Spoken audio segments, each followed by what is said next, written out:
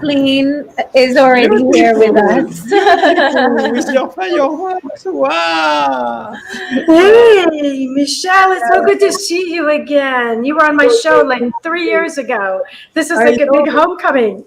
I love Oh, this. it's So, good to for see those who are you. watching, Kathleen is an author, a speaker, a dream expert, a Yes. coach, a radio and a TV host, and she is here with us today to share her tools to help us and help everyone go through this time and alleviate suffering and our mental stress. So, I am leaving the stage to you, Kathleen, How and can we Oh, welcome thank you, you. and we are welcoming you yes. How can we feel in this better? tribe. How can we feel better according you, Kathleen, especially in this time very special? How what are your solutions? You are a rose in this bouquet, as we say with Gabriella. Everyone is a special rose. We want to smell the perfume of your rose. Oh, thank you. And it's so nice to meet you, Gabriella. I just wanted to, I wanted to welcome everybody into my home because I feel like we're all part of a big family here. And one of the first things I want to say after watching the little bit of the film and listening to the previous guest is that grief is love. Without love, you cannot have grief. So if you grieve somebody, you are a person with a heart filled full of love, and that love is just spilling over. And so I want to thank you also for asking your question because, yes, life is very difficult.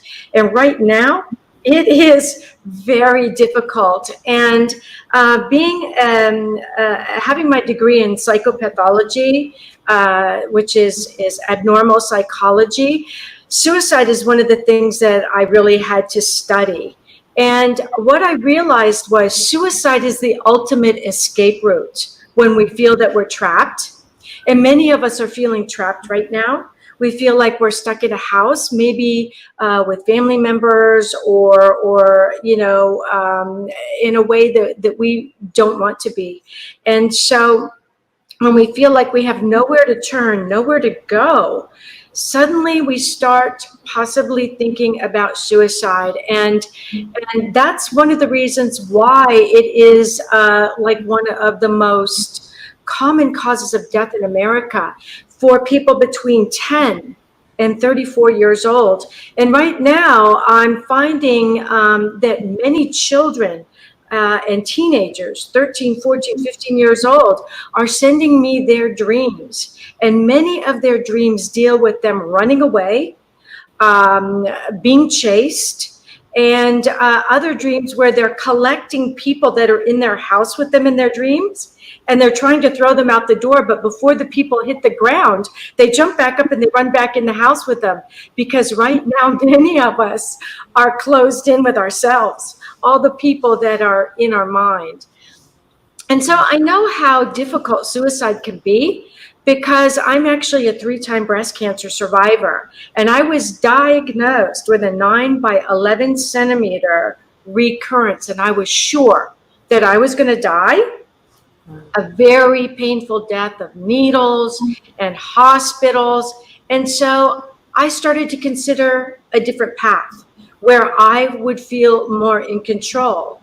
And I didn't want to die the same way I had watched my mother die about 2 years earlier. But then something truly miraculous happened. I had a dream. Yep, I had a dream. And in this dream, there were these 3 dream spirit guide Franciscan monks who had come into my dreams about 3 years earlier to tell me that I had breast cancer when the doctors and the medical community had missed it. All the tests they relied on didn't pick it up. And all of a sudden, I started having these dreams again, telling me the cancer was back, that I had recurrence. And I was thinking, no, this can't be true, because I didn't know of anyone who had survived recurrence. So I remember when my dream with these monks was validated by a pathology report, I thought, well, that's it. I'm going to die, so I'm going to take control of this. And I started to consider suicide. And I went into my bedroom and I laid down on my bed and I cried myself to sleep. Well, I woke up in my dream and dreamed that I woke up. And the 3 monks were standing beside my bed. And they were looking down at me. And I was looking up at them and I go, I know why you guys are here. I know I'm dying. I got it. I'm good with it. But you may want to go warn God before I get up there, because I have some really big bones to pick with him. I don't deserve this. And one of the monks looked down at me and he said, Kath, don't you remember? And I said, remember what? He said, you told us before you were born that you wanted to come down onto the earth plane during a time when higher power and God and spirit guides and guardian angels were being taken out of our waking world, put into a closet, and the door closed. And science was being worshipped instead of God. But science is a gift. And we told you that we would be with you every step of the way if you did. And I looked at these monks, these 3 monks beside my bed, and I said, what was I smoking up there when I said that? And they started laughing just like you are. And they said, no, when you went through the veil of forgetfulness, we knew you would forget. But we come back to you in your dreams to remind you. And so I remember I stopped crying in my dreams. And I realized something very, very important. And that is that I had chosen to go through this, just as I had obviously chosen to go through this difficult time right now. So if you are listening to me right now in this show and you're considering suicide, I want you to think about this. What if we all choose to come down here at this time during this very difficult time? And what if we decided that this was part of our life purpose? And what if we have spirit guides and guardian angels we just haven't connected with yet? And finally, the biggest what if. What if nothing just happens? What if we're here for our life purpose? And if we were to take our life, we couldn't fulfill it. This may be our cross that we decided to bear on the earth plane now, and we're coming from a very human place of knowledge and experience. Beautiful. That's wonderful. Beautiful. Thank you for sharing. Thank you. The dream journey. You're so welcome.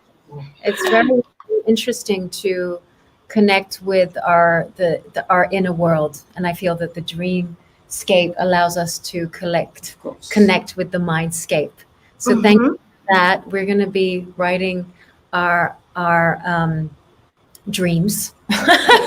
We will be writing our realities. We will see an extract of the film, and our after dreams. we have the chance to have soon our friend Punacha, Machaya Punacha, has helped us a lot to do the film Never Alone. So Gabriela and me, we are so grateful to Punacha. He's an amazing associate producer, an amazing advisor, an amazing spiritual leader also.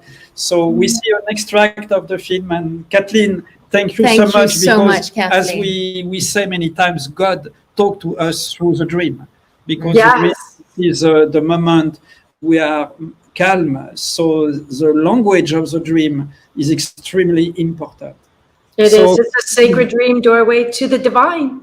Exactly. Thank you, Kathleen. Thank you. We love you, Kathleen.